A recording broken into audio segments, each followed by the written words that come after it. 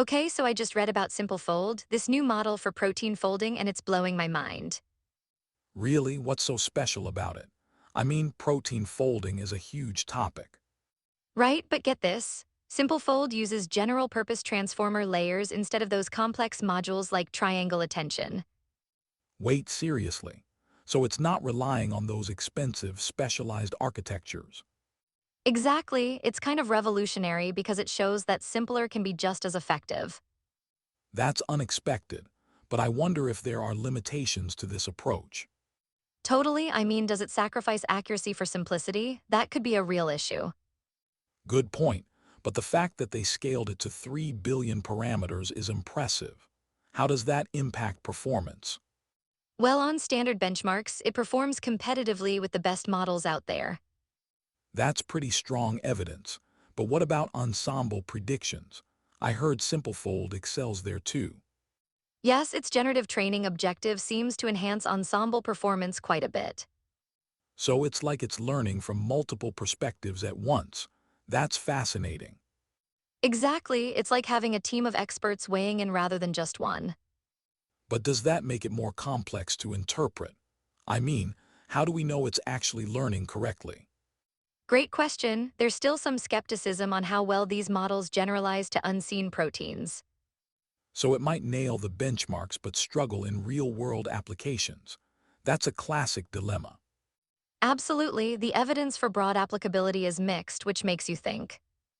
And this leads to a whole other concern. How reliable is the training data? Right, if the training data is biased or incomplete, the model's predictions could be off. Exactly. Plus, who gets to control the data set? That's a huge ethical question in AI.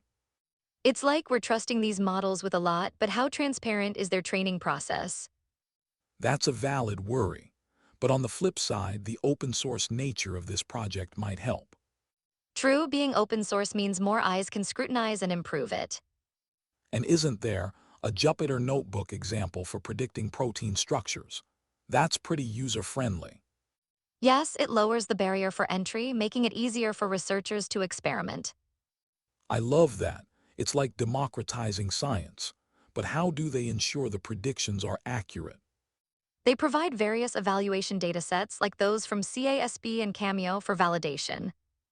So the model's predictions are tested against established benchmarks. That makes sense. Exactly, but it begs the question, what happens if the benchmarks themselves are flawed? Ah, that's a critical angle. Systems can only be as good as the standards we set. Totally, and we should consider how quickly these benchmarks evolve in the field. Right innovation moves fast. So, what if SimpleFold becomes outdated quickly? That's the risk, they'll need to keep updating it to stay relevant. Which leads us to think about the long-term sustainability of such models. Exactly, we need to balance innovation with responsible usage, especially in science. Speaking of balance, how does the training process work for those wanting to customize SimpleFold? They provide detailed instructions so researchers can train or tune it on their own datasets. That's empowering. But again, there's that data reliability issue lurking. Definitely, custom datasets need careful curation to avoid introducing bias. It's a tightrope walk, balancing innovation and ethics in AI development. Right, so all of this leads us to wonder, can we trust these models in critical applications?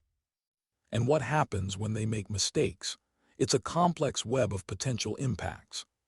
So many questions, but I think SimpleFold is definitely a step forward in protein folding. Absolutely. It's an exciting time for protein structure prediction, though we need to be cautious. For sure, the potential is huge, but we must keep questioning and evaluating. And that's what makes this field so fascinating. There's always more to explore. Exactly, it's an ongoing journey, and I can't wait to see what comes next. Me too. Let's keep digging into these discoveries together.